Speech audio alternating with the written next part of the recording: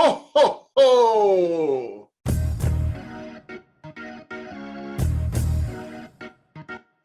Hello and welcome to this very special episode of the Lee Summit Town Hall Podcast.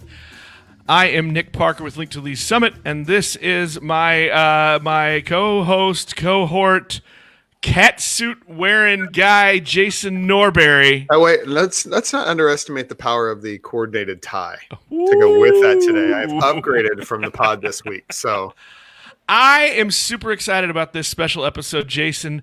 I'm happy to finally get back on the show with us, Santa Claus. it's the big man. Welcome, Santa. Thank you all very much. It's good to be here. We can safely say you are by far the most famous guest we have ever had on this podcast. I don't think there's any contest to that as it goes. But we're going to ask. So, Santa, we are doing this by Zoom. How are things handling in the Santa Claus department in this worldwide pandemic year? Well, we're taking precautions just like everybody else. Elves are wearing masks. The reindeer will be wearing masks on Christmas Eve, as will I. So we're taking every precaution possible because, we want to keep everybody safe, including ourselves. So that's why we're Zooming here instead of being flying into Lee Summit tonight and doing this live. Hopefully next year we can return to doing it in person. That is the big hope. I can't wait to be in person with you again. And the last few years we've had a great time getting pictures. The kids get pictures with you, and they get to sit with you as you read your stories. We're going to do that again tonight, where you get to read some of your favorite holiday stories. We're also going to take some time, if any of our viewers want to leave some questions, post some questions in the comment section. We will relay those on to Santa so that he can answer all of your pressing questions. Here's Jason and I on our podcast. We talk a lot about process, Santa. Mm-hmm. So here's what I want to know. How has the supply chain slowdown from COVID affected the North Pole? Well, I can safely say I've never gotten that question before. Yes, first. The supply chain. Well, we have gone through many, many pandemics, the plague, the dark ages. And we've still been able to get everything done as we need to. So that's currently the case. We planned ahead on this because we saw what could possibly happen. And we're in good shape as far as toys and everything for all the continents. We don't have to worry about Australia getting shortchanged or anything like that this year. Right. I'm going to assume New Zealand's not going to get shortchanged because they seem to have gotten their stuff picked up. You'll get a little break from the mask while you're running through there. We are getting a lot of comments already. You can see those on your screen. A lot of our young listeners are communicating through their parents' Facebook account. So keep those comments coming. Santa does see them on your screen, so we want to make sure he will see them, and we will make sure to say hello as well from those like Blakely and Elsie and all sorts of folks that are doing that. We're not going to say hi from John, but we will definitely say hello from Addie as well. So, and we know Addie's going to be on the nice list. I don't know about that John guy. I'm gonna throw in our first question from a listener, Megan Roberts. Their question from their family: how are the elves doing? And the elves are doing quite well. We're in the last few days before Christmas. It's a very stressful time. Even though no matter how well we plan, it still gets stressful at the end. And they're working very hard, basically around the clock right now. We have over 3,000 elves at the North Pole. They're working extremely hard. They're wearing their masks, and they're eating a lot of sugar at this time to keep going, which tends to put them on edge a little bit. They're not the most pleasant to be around right now. But once Christmas is done and they get a chance to relax and to get the sugar out of their system, they'll be fine. But this is a known problem every year, and they're doing great considering. I'm going to throw out a question from Lucy, but I'm betting that there are, thousands of kids with this same question. Have the elves from the Elf on the Shelf, have they been reporting back? Are you getting good reports from the Lee Summit area kids? Yes, so far so good. Snow Angel, by the way, has reported back. And everybody's doing good. They're working very hard on trying to stay on the nice list. Usually, this is the big countdown, the last week before Christmas. So everybody, the reports I'm getting are everyone is doing their very, very best to make sure they're on the nice list. Well, fantastic. Well, let's move in now. Santa, are you ready for your first story of the night? I can do my first story. Sure, absolutely. All right. Well, here is Santa Claus reading one of his favorites, Yes, Virginia. All right, here we go. I think you all are probably very familiar with the story of Virginia. Is there a Santa Claus? We take pleasure in answering at once and thus prominently the communication below, expressing at the same time our great gratification that its faithful author is numbered among the friends of the newspaper known as The Sun. Dear editor, I am 8 years old. Some of my little friends say there is no Santa Claus. Papa says if you see it in the sun, it is so. Please tell me the truth. Is there a Santa Claus? From Virginia O. Hanlon, New York City. The Sun's answer: Virginia, your little friends are wrong.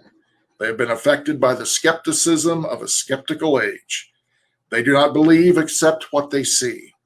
They think that nothing can be which is not comprehensible by their little minds. All minds, Virginia, whether they be men's or children's, are little. In this great universe of ours, man is a mere insect, an ant in his intellect, as compared with the boundless world about him, as measured by the intelligence capable of grasping the whole truth and knowledge. Yes, Virginia, there is a Santa Claus. He exists as certainly as love and generosity exist in the world, and as well as devotion, and you know that they abound and give you to your life its highest beauty and joy. Alas, how dreary would the world be if there was no Santa Claus? It would be as dreary as if there were no Virginias. There would be no childlike faith then, no poetry, no romance to make tolerable this existence. We should have no enjoyment except in the sense and the sight. The eternal light with which childhood fills the world would be extinguished.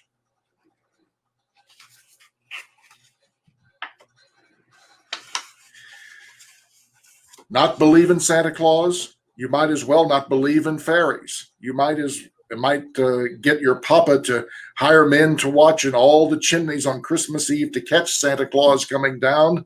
But what would that prove? Nobody sees Santa Claus, but that is no sign that there is no Santa Claus. The most real things in the world are those that neither children nor men can see. Did you ever see fairies dancing on the lawn? Of course not, but that's no proof that they are not there. Nobody can conceive or imagine all of the wonders there are unseen and unseeable in this world. You tear apart a baby's rattle and see what makes the noise inside, but there is no veil covering the unseen world, which not the strongest man, nor the united strength of all the strongest men that ever lived could tear apart. Only faith, fancy, poetry, love, romance can push aside that curtain and view the picture, the supernal beauty and glory beyond. Is it all real? Ah, Virginia, is this world? There is nothing else real and abiding. No Santa Claus? Thank God he lives and lives forever. 1,000 years from now, Virginia, nay, nearly 10 times 10,000 years from now, he will continue to make glad the hearts of childhood.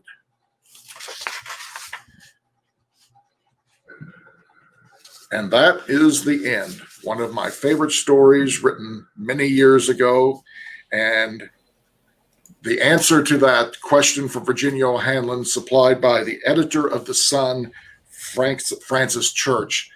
And that is an enduring story and one of the favorites of many people.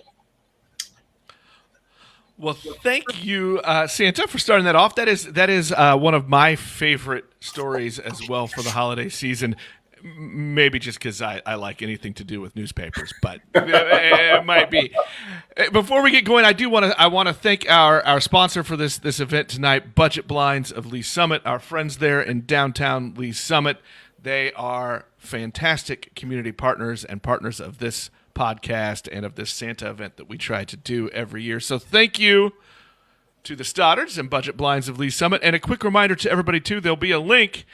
Mrs. Link to Lee Summit, my wife, Stephanie, will be posting a link to donate to Lee Summit Social Services tonight. Just click that link, and you can donate and help them out as they continue their work to help some people in our community. Jason, do we have some more questions? We do. We've got a bunch. I'm trying to keep up. It's hard to catch up. I've got to work on my shorthand apparently as we go through this whole process. But that was a joke for the olds in the audience, not for anybody under the age of like 40. So Blakely asks, how do your reindeer, Santa, how do they drive the sleigh? How do they drive the sleigh? Well, as you know, we have very special reindeer at the North Pole, as they can fly. And there are very few of those type of reindeer, only found in the Arctic Circle at the top of the world. So they are extremely strong, but they are extremely buoyant. And they are, by using 9 reindeer, we're able to pull a sleigh full of toys and circle the world in about 36 hours altogether, if you figure in time zones and everything, and visit all of those nice children and those who celebrate Christmas each year. Very good. I've seen this question a lot. The last time I saw it was from Haley and Sophia, and I've always wondered this too.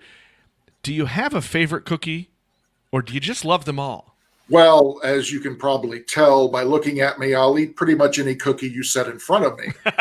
This is one of the key parts that Santa and I have in common here. Maybe the only thing. But I do enjoy a good chocolate chip cookie. Chocolate chip or an M&M cookie. Ooh. I love those. I'm right there with you, man. I'm right there with you. Now, I don't get cookies everywhere I go because, for instance, in England and Scotland and Ireland, I get a lot of mince pie, which I also love very much. They like to put out mince pie. So, when you go to Wisconsin, you get cheese, of course. Now, I can't find anything wrong with that. Elsie would like to know, Santa, if by chance, do you have a picture of one of your reindeer that you could show? Well, I do not have it. We have actually framed pictures of them in the stables, but the stables are about 1,000 yards away from where I am, and I don't think my cord's going to stretch that far. Well, I tell you what, Santa, if you will send one to me in the next few days, I will post it for Elsie on the Lee to Lee Summit Facebook page. I will do that. There we go, Elsie. We'll take care of you. All right, we got a hard one, and unlike our political interviews, I'm going to leave the door wide open for a very politician non-answer answer here. So I just want this in advance. But Tatiana has asked the question, which reindeer is your favorite? Oh, see, I get this one a lot. Which reindeer or which elf? And I cannot pick a favorite here because I kind of need all of them. They all have very special skills, and they've all been with me for, well, in most cases, hundreds of years, except for Rudolph, who's only 70 years old. He's the youngest. So I can't pick a favorite. I know that many of the kids out there love Rudolph. Some love Comet, but I love them all, and I need every single one of them pulling their best on Christmas Eve. How did you get to meet the reindeer? How did the reindeer come into your world, Santa? How did that become part of the thing? Well, you see, the elves are actually originally lived up north. It's a kind of a long story, but we'll just go with that. The elves originally were in Europe. They moved to the north because they were going to be enslaved for their special skills, toy making skills, and they were extremely intelligent. So they moved to the north. There they discovered the flying reindeer of the north. And I came along a little later when they started making toys. They built a village. They started making toys, but they had nobody to deliver the toys. So that's when I stumbled upon them on a trip to the Arctic Circle. And I guess you could say the rest is kind of history. They make the toys, I deliver the toys, and the reindeer are vital in making sure that happens. We have a question from Cameron, who I think is about to, she's going to grow up and be a data scientist. She wants to know how many kids are on the nice list this year. Do you run this kind of analytics? 1.2 billion as of 5 minutes ago. That is up to date. Well, this is a man who's, I think he's had some practice on the nice naughty list and toy delivery systems. I'm hoping that you've had that down by now. Yes. Lincoln would like to know, do the Christmas lights help you see? Oh, that's very good. That's very interesting. Well, I can tell you that finding the Clark Griswold house was very easy. You can see that one from space. But I don't really know that it helps me see, but I really do enjoy them. And I love seeing Christmas lights. So we all enjoy them in that respect. Well, I have a kind of on topic follow up to this. Jason and I were just asked in the last week to judge a neighborhood holiday lights contest. And one of the conversations we had in our episode yesterday, as we were talking about the lights, is whether or not we're a fan of the classic lights look or the more Griswold-esque crazy chaos lights. Do you have a favorite? Well, I will just say that I enjoy the multicolored lights much more than just white lights. Everybody has their choice, their favorite. I've always enjoyed the multiple colored lights. I just think that it's much more Christmassy, at least to me. But then again, I'm old, so. Well, I always think there's two kinds of people, right? There are those that have the lights on their tree flashing, and those that have them steady. This is true. I will say that clear lights or multicolored lights are still better than the lit candles they used to put on the trees. Fire safety is important, kids. Fire very, safety very is important. We do have some more. So Ben asks, how old are your reindeer? You said earlier that Rudolph's just around 70. How old are the others? Well, Donder is 635 years old. Blitzen, 624. Let's see, Dasher and Dancer are both 628. Prancer and Vixen are 652. Am I missing anybody? Dasher, Dancer, Prancer, Vixen. Comet and Cupid. Comet is 641 and Cupid is 642. Cupid, Donner, Blitzen. That's it. That is, I mean, I'm going to say this. Those guys aren't young, and they are in remarkable shape even to this day. So kudos to whatever food and exercise regimen you have them on. Well, it's all the elves because, again, the elves were there originally, and they take care of feeding them and caring for them, and they do a tremendous job. The Sanding children would like to know, are there any other animals at the North Pole? Polar bears at the North Pole. There's some aquatic animals up there. Mr. Norwal is there. But that's pretty much it. It's there's not a lot of things up there. And contrary to popular belief, sometimes penguins are at the South Pole, not the North Pole. Oh, that's good to know. Yeah. Jacob wants to know if any of the elves have gotten in trouble. Now, I wonder if he's talking about the scout elves that come to people's houses or the elves in the workshop. I don't know. Let's see. The elves in the workshop all are pretty well behaved. They're not youngsters either. So I wouldn't say that they get in trouble. They can be mischievous sometimes. But trouble, no.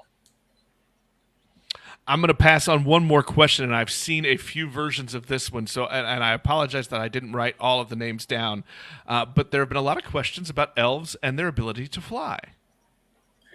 Workshop elves up here, they do not fly. No, they only fly in the sleigh. But the elves who come and visit, and the scout elves, they fly back and forth. Right, they have that ability.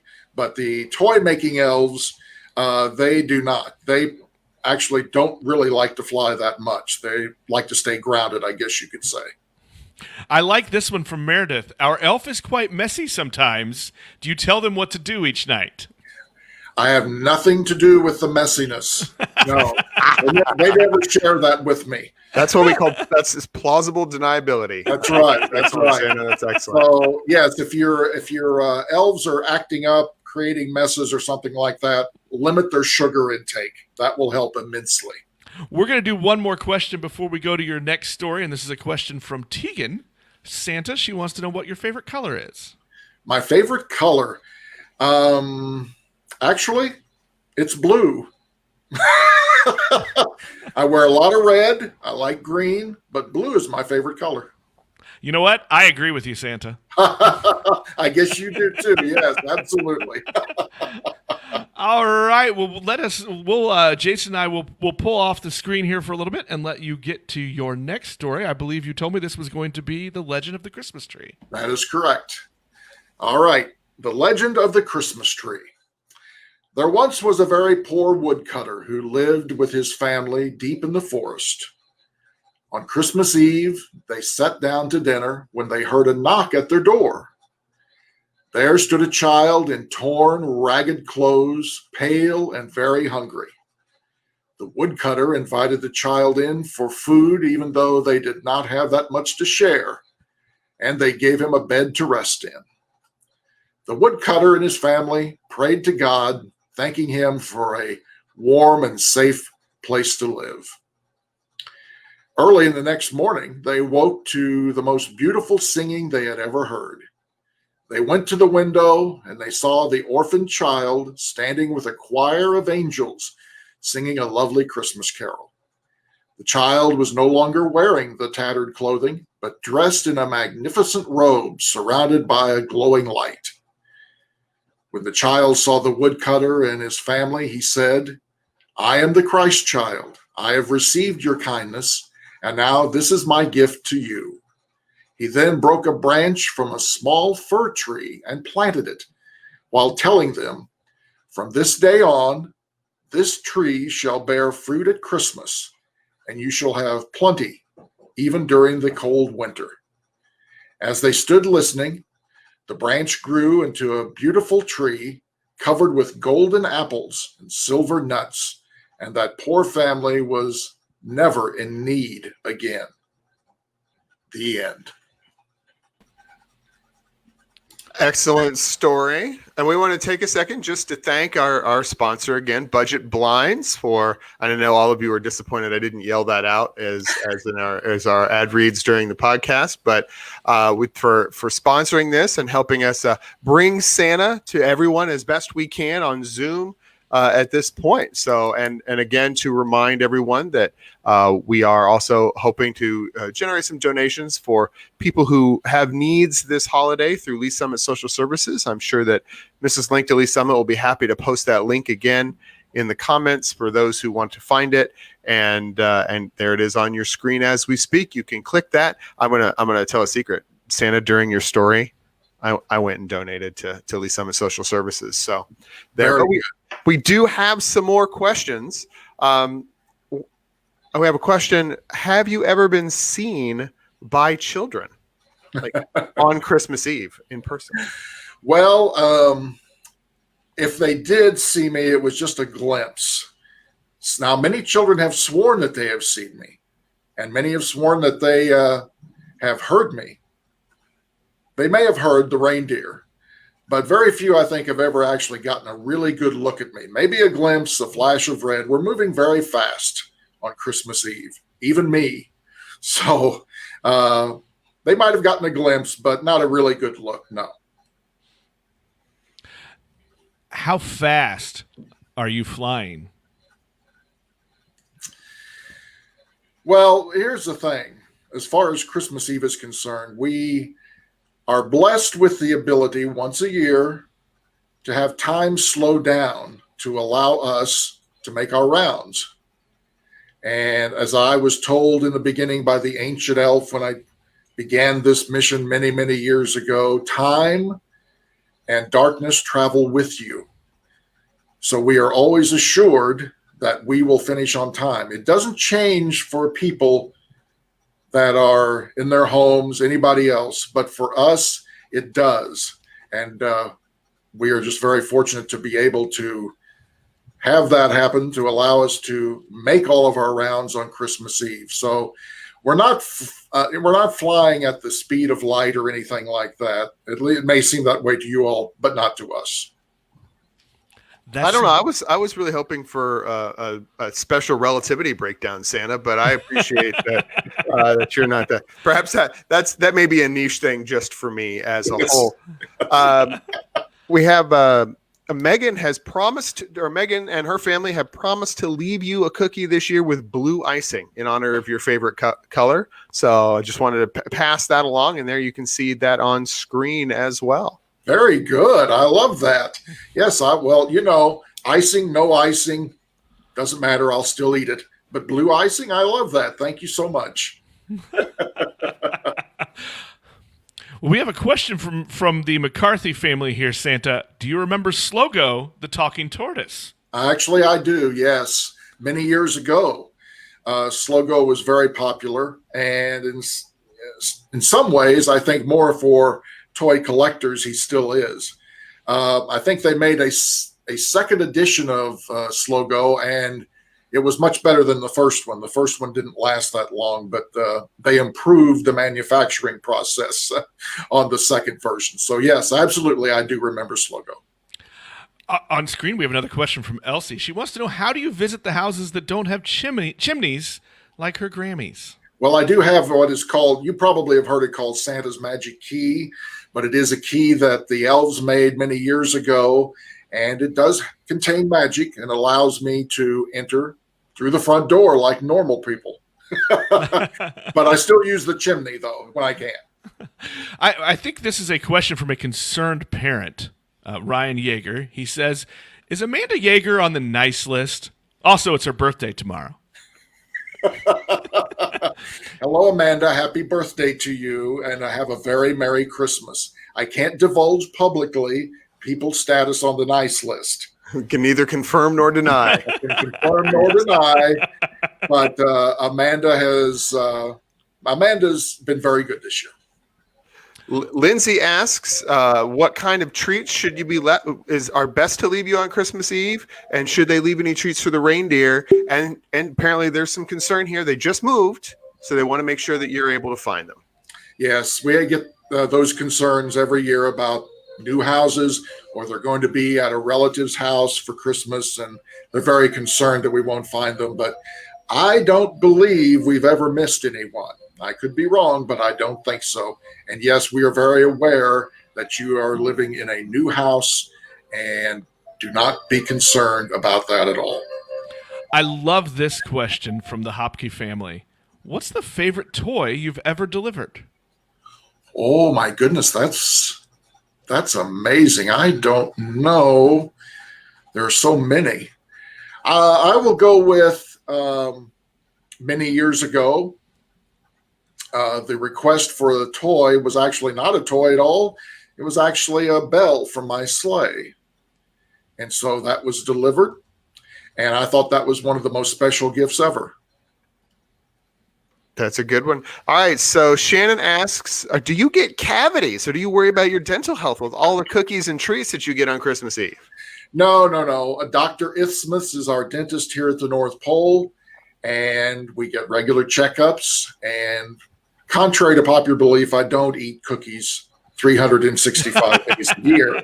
You eat like 365 days worth of cookies one day a year. That's a pretty impressive haul. That is true.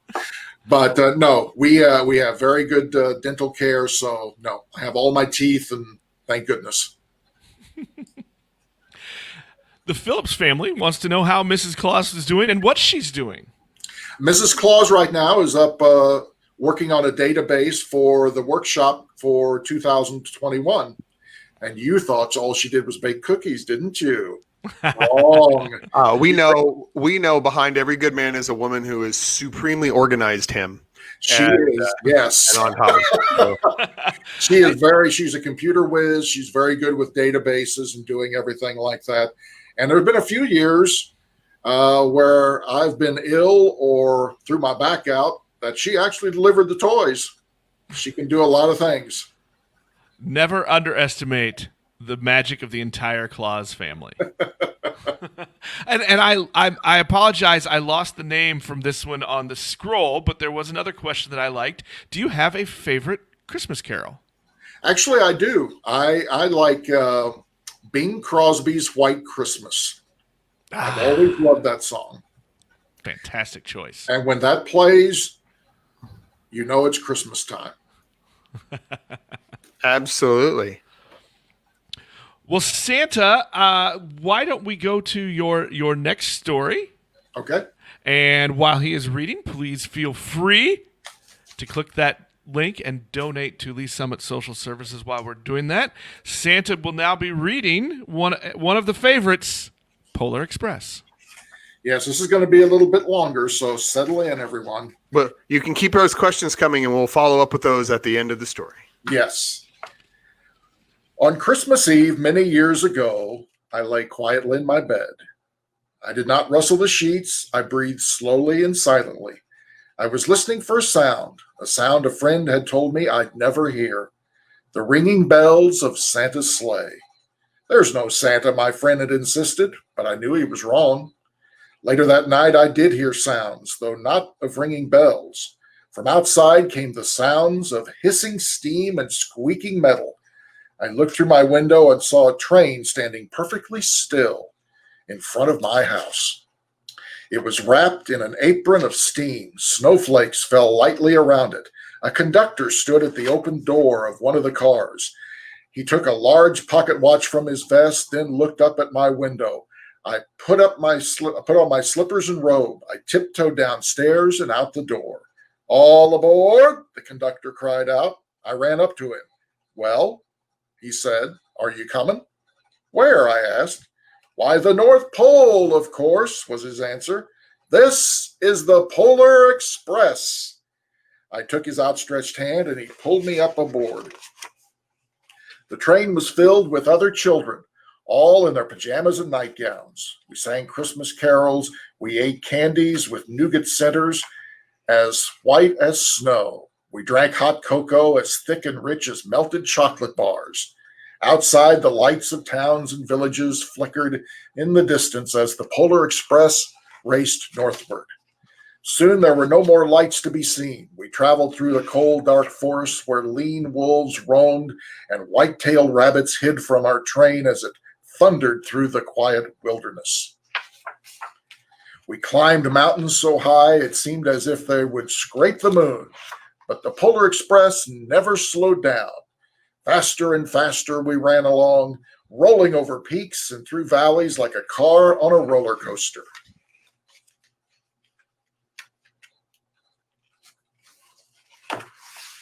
The mountains turned into hills, the hills to snow-covered plains. We crossed a barren desert of ice, the great polar ice cap. Lights appeared in the distance, and they looked like the lights of a strange ocean liner sailing on a frozen sea. There, said the conductor, is the North Pole. The North Pole. It was a huge city standing alone at the top of the world, filled with factories where every Christmas toy was made. At first, we saw no elves. They were gathered at the center of the city, the conductor had told us. That is where Santa will give the first gift of Christmas. Who receives the first gift, we all asked? The conductor answered, he will choose one of you. Look, shouted one of the children, the elves. Outside, we saw hundreds of elves as the train drew closer into the center of the North Pole. We slowed to a crawl, so crowded were the streets with Santa's helpers. When the Polar Express could go no further, we stopped and the conductor led us outside. We pressed through the crowd to the edge of a large open circle. In front of us stood Santa's sleigh. They pranced and paced. The reindeer were excited, and they were ringing their silver sleigh bells that hung from their harnesses. It was a magical sound like nothing I'd ever heard. Across the circle, the elves moved apart, and Santa Claus appeared. The elves cheered wildly. He marched over to us, and pointing to me, he said, let's have this fellow here. He jumped into his sleigh. The conductor handed me up, and I sat on Santa's knee, and he asked, now, What would you like for Christmas? I knew I could have any gift that I could imagine, but the thing I wanted most for Christmas was not inside Santa's giant bag. What I wanted more than anything was one silver bell from Santa's sleigh. When I asked, Santa smiled. Then he gave me a hug and told an elf to cut a bell from the reindeer's harness. The elf tossed it up to Santa. He stood holding the bell high above him, and he called out, "The first gift of Christmas."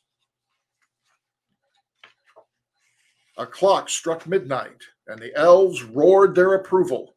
Santa handed the bell to me, and I put it in my bathrobe pocket. The conductor helped me down from the sleigh. Santa shouted out the reindeers' names and cracked the whip. His team charged forward and climbed into the air. Santa circled out once above us and then disappeared in the cold, dark polar sky. As soon as we were back inside the Polar Express, the other children asked to see the bell in my pocket. I reached into my pocket, but the only thing I felt was a hole. I had lost the silver bell from Santa Claus's sleigh. "Let's hurry outside and look for it," one of the children said. But the train gave a sudden lurch and started moving. It was too late. We were on our way home. It broke my heart to lose the bell. When the train reached my house, I sadly left the other children. I stood at my doorway and waved goodbye. The conductor said something from the moving train, but I couldn't hear him. "What?" I yelled out. He cupped his hands around his mouth. "Merry Christmas," he shouted. The Polar Express let out a loud blast from the whistle, and it sped away. On Christmas morning, my little sister Sarah and I opened our presents. When it looked as if everything had been unwrapped, Sarah found one last small box behind the tree. It had my name on it. Inside was the silver bell. There was a note. "Found this in my seat on my sleigh. Fix that hole in your pocket. Signed, Mr. C." I shook the bell. It made the most beautiful sound my sister and I had ever heard. But my mother said, "Oh, that's too bad." "Yes," said my father, "it's broken." When I'd shaken the bell, my parents had not heard the beautiful sound. At one time, most of my friends could hear the bell, but as years passed, it fell silent for all of them. Even Sarah found one Christmas that she could no longer hear its sweet sound. Though I've grown old, the bell still rings for me, as it does for all who truly believe. The end. And I believe this is what you're looking for. Oh, There it is. There it is. I hope everybody can hear that. That story just never gets old. I love that one. Absolutely. Once again, thank you to Budget Blinds for sponsoring us and helping us put this on this evening. This is an awesome show and an awesome time for everybody to.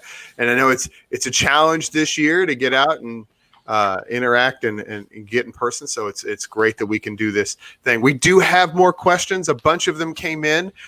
Nick, there's one I'm going to require you to read because you are responsible in many ways for it. But I'm not so. But there are other ones here. So Ben asks, do you often or ever get rained and snowed on as you deliver? Oh, yes, all the time. That's one reason why everybody always will ask, well, is Rudolph going to, be leading the sleigh team? Oh, every Christmas, because the weather varies across the world, obviously. And usually when we get to Great Britain, you're going to get rain, snow, or a combination thereof. And in many parts of the United States, Canada, and South America, it's going to be hot. You might get rained on there. So, yes, you have all different kinds of weather that you have to deal with on Christmas Eve. Everybody likes to say, oh, you only work one day a year. Well, yes, again. I like this question from Carter. Where did you meet Mrs. Claus? Oh, Mrs. Claus. Oh, well, let's see. We met, was it 675 years ago? And it was actually in Turkey where we met at the time. And then we kind of hit it off. And eventually she became Mrs. Claus. That's the short form story. It's only an hour show, people. Well, I'm sure that's a whole book of its own, The Courtship of Mrs. Claus. Actually, there is a book, I believe. You would have to Google it, but yeah, there is a definitely at least a book about Mrs. Claus. So yes. I am now going to pass one of the questions that was posted by my son. And Hi, Charlie. Charlie's a good egg, but he really wants to know, is the North Pole a recognized state by the United Nations? Is the North Pole is independent of any country. It's not considered a country itself. I mean, after all, it's basically ice at the top of the world. Now, we have the village, sometimes known as Christmas Town, depending on who you talk to, or Santa's Village, but it's not a recognized country or city. However, we have special exemptions from all countries, including the United States, on Christmas Eve to fly safely through their airspace so that we can deliver gifts. Awesome. All right, we have another question from the Sanning household. So, and this kind of goes a different direction. In modern technology, how do you avoid appearing on all these cameras that everybody's got in their houses and outside their houses now? It's very, very tough, let me tell you. It used to be so easy because nobody had a camera and you just boom in, boom out. But now, yes, everybody has surveillance and they're all trying to catch you, and it's very tough. So again, we have to move fast. So far, most of the time, we're a little bit faster than the camera. So you might get a blur. That's the best you're going to get. But I'm sure the time is coming down the road where they're finally going to catch up with us, and there will be some images clear of me in your house on Christmas Eve. I don't buy it. I don't think it's going to happen. We're going to avoid all those cameras. I can tell. So I'm going to pass on a question from the Hughes family. And Santa, a few years ago when you were on this podcast, we had a little bit of a conversation about beard care, and you had some tips. But the Hughes family would like to know: do you ever shave the beard? No, never. No. Even if I happen to trim it up, it almost makes me cry to do that. It's a bit of an emotional thing, honestly, to do anything to it because, this doesn't grow overnight. So, yeah, I take very good care of it. And the best I do is trim it up a little bit. Shave it off? No. Can you confirm or deny that the beard is the source of some of your magic? It is not. It looks nice, but it is not. There's no magic in the beard, I'm afraid. I'm sorry. Oh, I think that you've made a lot of people in the world very sad that their beards aren't magic either. They were hoping if Santa's beard was magic, perhaps mine would be too, but no. Now, many people in the world, or you specifically, you and Nick? I have no fantasies about the magic of my beard. I gave up on that hope a long time ago. It helps cover up the second chin. That's the only magic that this beard provides, really, as a whole. We have a reverse question from the earlier data question when you were asked about the number of kids on the nice list. Madeline wants to know how many kids are on the naughty list. Is Madeline trying to find out if she's on the naughty list? Well, look, it's okay. Look, we've got a lawyer in training. If Santa said there was 0, then she'd know she wasn't. But beyond that, it could be. Who knows? Santa, are you going to evade the answer here as well? No, I'm not going to evade it. It's about 507,234,617. But there's still of 3 minutes ago. Now, is that a thing that's that there's time for, so you can fix that between now and Christmas, or do you lock that in? Oh, no. You can fix it right up until Christmas Eve. Absolutely. So Santa's list has a very late close date, people. You have time to get on the nice list. Make sure that you're there. But I would like to say one thing. And I know that everybody's concerned about the naughty and nice list at this point in time during the year, but I think it's something that you need to get into a mind frame of being concerned about it 365 days a year. Let's all be a little nicer. Let's all be a little kinder. And let's all spread a little more joy. And boy, the world would be so much better if we could just do a little bit of that. Santa, what's the best way to spread Christmas cheer? It's singing loud for all to hear. There we go. Hey, we'll thank our sponsors, Budget Blinds of Lee Summit. Again, one of the Budget Blinds family, Courtney Stoddard, just posted on there that Duke and Bert, they miss taking their pictures with you, and they're ready for next year when we can be in person again. Oh, I miss Duke and I miss Bert. Oh my goodness. They are dogs, by the way. Just for the listening audience, just so we're clear that Courtney's babies are four-legged. Yes, especially when they're dressed up in elf outfits or something like that. Yeah. Caleb would like to know if you have a favorite country to visit on your delivery schedule. See, you kind of get into that favorite reindeer area again when you start doing that. I have a few that aren't my favorites, but I'm not going to say that. I bet you can figure it out, though, if you think about it a little bit. I do. I enjoy visiting both warmer climates and colder climates. I really, though, prefer it colder, so I like going through Canada. That's wonderful. The United States is normally pretty good. So, places like that. But most of the areas in the world I enjoy going through. Let's leave it at that. There we go. This one's going to be a little bit of a repeat, but maybe for those who came on late, there's a question from the Addams family. How do you deliver all of the presidents? Wow. Wow. Somebody's been watching too much news. Yeah, too much news. Not enough Santa. How do you deliver all of the presents in time for Christmas morning? Well, as I said earlier, everybody thinks you just have one night, which is not true because, of course, part of the world is ahead of the other part as far as time and days go. So we have about 36 hours altogether. And as I said before, when we first started this, the ancient elf, which is the oldest elf of all the elves, obviously getting the ancient elf title, as he told me when we started doing this, time and night travel with you. So it will never, you will never be late. You will never not complete your mission. It's a special magical time, only happens once a year, that allows me to complete my mission. Time is normal for you all. It slows down for me for that one night and 36 hours worth, and that's how it happens. There we go.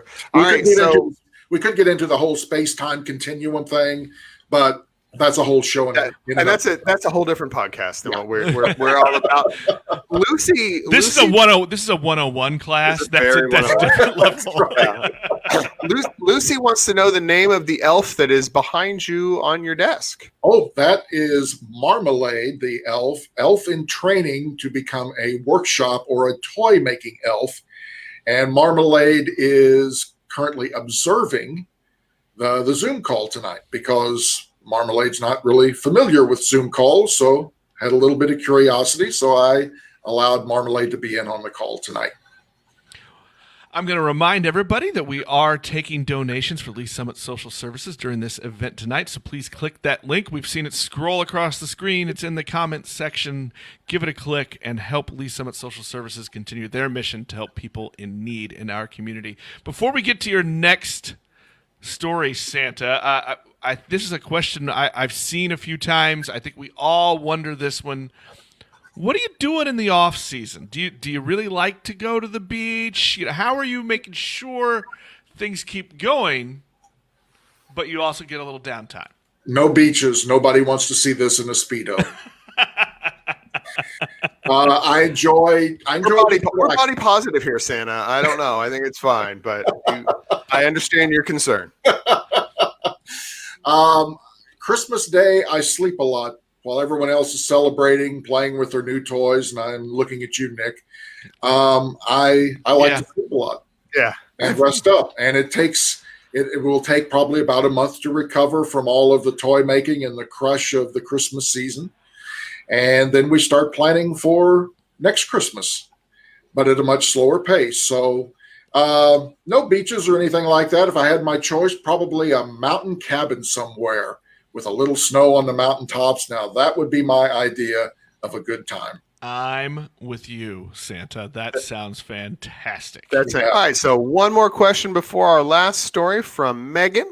What's your favorite type of milk to go with all those cookies? Contrary to popular opinion, I am not lactose intolerant, so milk is fine. Usually with the cookies, I usually get a lot of chocolate and chocolate chip cookies, so plain white milk is fine. I do like a good chocolate milk though once in a while, but most of what I get on Christmas Eve is plain white milk, and that's perfectly fine. All right. Well, we are going to hear one more story with Santa. We'll be back with a couple more questions to wrap things up. But here is an all-time favorite, The Night Before Christmas. Yes, and originally this was called A Visit from St. Nicholas, but most everyone knows it as The Night Before Christmas. It was written in 1822 by my good friend Clement Clark Moore, who actually did kind of catch me on my visit to his house. And he wrote a very famous poem. He never thought that anybody was going to care about that poem except for his family. And needless to say, he was wrong. 'Twas the night before Christmas. Not a creature was stirring, not even a mouse. The stockings were hung by the chimney with care, in hopes that St. Nicholas soon would be there. The children were nestled all snug in their beds, while visions of sugar plums danced in their heads. And Mama in her kerchief and I in my cap had just settled down for a long winter's nap. When out on the lawn there arose such a clatter, I sprang from my bed to see what was the matter. Away to the window I flew like a flash, tore open the shutters, and threw up the sash. The moon on the breast of the new fallen snow gave a luster of midday to objects below. When what to my wondering eyes should appear but a miniature sleigh and 8 tiny reindeer. With a little old driver so lively and quick, I knew in a moment it must be St. Nick. More rapid than eagles his coursers they came, and he whistled and he shouted, and he called them by name. Now Dasher, now Dancer, now Prancer and Vixen, on Comet, on Cupid, on Donder and Blitzen, to the top of the porch, to the top of the wall. Now dash away, dash away, dash away all. As dry leaves that before the wild hurricane fly, when they meet with an obstacle, mount to the sky. So up to the housetop the coursers they flew, with a sleigh full of toys, and St. Nicholas too. And then in a twinkling I heard on the roof the prancing and pawing of each little hoof. As I drew in my head and was turning around, down the chimney St. Nicholas came with a bound. He was dressed all in fur from his head to his foot, and his clothes were all tarnished with ashes and soot. A bundle of toys he had flung on his back, and he looked like a peddler just opening his pack. His eyes, how they twinkled, his dimples, how merry. His cheeks were like roses, and his nose like a cherry. His droll little mouth was drawn up like a bow, and the beard on his chin was as white as the snow. The stump of a pipe he held tight in his teeth, and the smoke it encircled his head like a wreath. He had a broad face and a little round belly that shook when he laughed like a bowl full of jelly. He was chubby and plump, a right jolly old elf, and I laughed when I saw him in spite of myself. A wink of his eye and a twist of his head soon gave me to know I had nothing to dread. He spoke not a word, but he went straight to his work. He filled all of your stockings, and then he turned with a jerk, and laying a finger aside of his nose and giving a nod, up the chimney he rose. He sprang to his sleigh, to his team gave a whistle, and away they all flew like the down of a thistle. But I heard him exclaim as he drove out of sight, "Happy Christmas to all, and to all a good night." The end. I'm going to do it. I'm going to do it. Still my favorite after all these years. Excellent. Thank you, Santa. All right, we have a few more questions that we're going to squeeze in before we call it a night. We're going to start from Tiffany. Tiffany asks, when did you first deliver presents? The first time we delivered presents, that was in 1642. That's the first time that we delivered presents to other places other than villages close to the North Pole. Now, before that, before we started branching out with the flying reindeer and everything, we just, I guess you could call it test runs to people close by and villages near the North Pole. And we delivered to a few families. And then we decided that this is something that needs to go worldwide to celebrate Christmas and what Christmas stands for people. And so then that's when we started branching out. And so 1642 really was the first time that we took flight. That is awesome. I like this one from the Corbin family. This is awesome. They want to know about the amenities in the sleigh. Is it magic? Do you have some other creature comforts? Maybe a TV? What's it like inside the sleigh? The sleigh is not really magic. It does not fly without the reindeer, so it has to have the reindeer. We do have latest technology in the sleigh that allows us to have advanced GPS capabilities. We also have the ability to, I guess you could say, jump through a wormhole, if you will, from one place to another, if we need to. So we can, by using the wormhole technology, we can get from, say, Boston to Paris in 2 blinks of an eye. Most importantly, do you have heated seats? No, I don't like heated seats. I like air-conditioned seats. Fair enough. All right, so Claire asks, if they're not going to be able to give you cookies or mince pies like you mentioned earlier, what kind of treats would you recommend for Santa this year? Well, I know what Mrs. Claus would answer. She would say nothing but vegetables. However, she's not here right now. So hold on. What is it, and why is the answer tacos? That's what we really want to. We have to stay on brand for our podcast, so we're encouraging tacos as your choice. But you get to pick. Tell us what tacos. Well, I do love tacos. I don't think it's probably a good thing for Santa to eat and then travel to other people's houses. Let's just put it at that. I think that's fair. I like Deborah Sanning's question. Would you prefer Stroud's chicken? Oh, anyone that wants to leave Stroud's in the Kansas City area, I believe that's where you all are, that would be great. Barbecue would be great. Oh, yes, that would be fine. There we go. So now we're going to expand the Christmas palette for you, Santa. I think that's what we're aiming to do. So I want to go back to your 1642 delivery. What kinds of toys were you delivering back then when you first were delivering toys? This kind of plays off Meredith's question about the first toy the elves made. Well, it's kind of mostly wooden, a lot of wooden toys.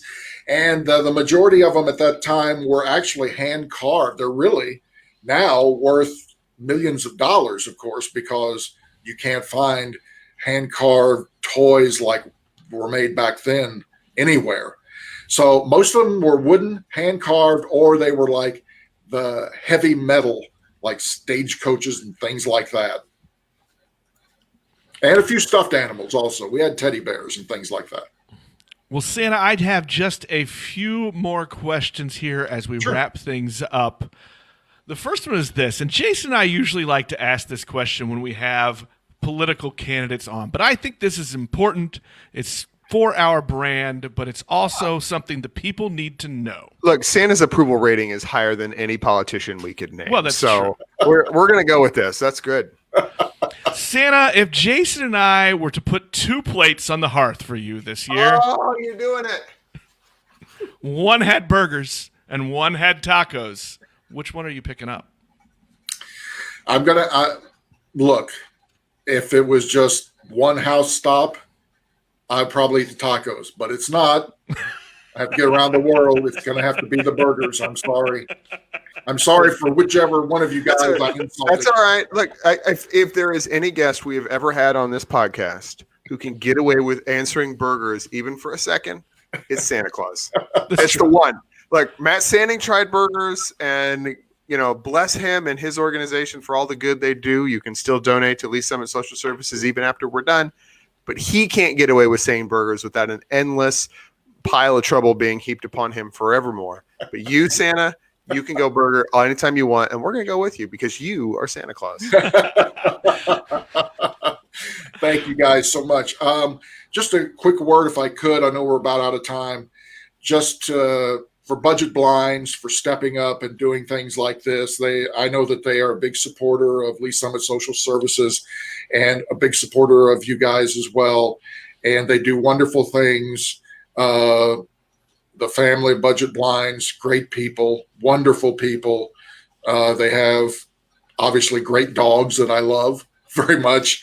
But and even just the whole downtown Lee Summit. You people in Lee Summit are very lucky because as I travel a lot, obviously, you have a very unique situation. You have a thriving downtown that many cities simply do not have and haven't had for many, many years. So enjoy it, help it grow, help it keep going, even in these difficult times. It is a fantastic place, and I'm hoping to be able to come back next year and be there in person. Well, Santa, I'm going to echo the thoughts from the Dooley family. They wanted to express their love and their thanks for you for taking some time to visit us all, even virtually this year, for figuring out a way to make it work, and for joining us here on this live stream. That's going to wrap it up for this episode of the Lee Summit Town Hall podcast. We will replay this on Friday, tomorrow, and that actually is going to be our final podcast for the year 2020. We can't top it, so why even try? Why try? We'll be back in January. Santa, thank you very much. Thank you, Santa. We appreciate you coming on and spending some time with us. All the love, and a Merry Christmas to you, and a Merry Christmas to everybody else. We'll talk to everyone in January. Merry Christmas to all. Merry Christmas. And Merry to Christmas, all everyone. good night.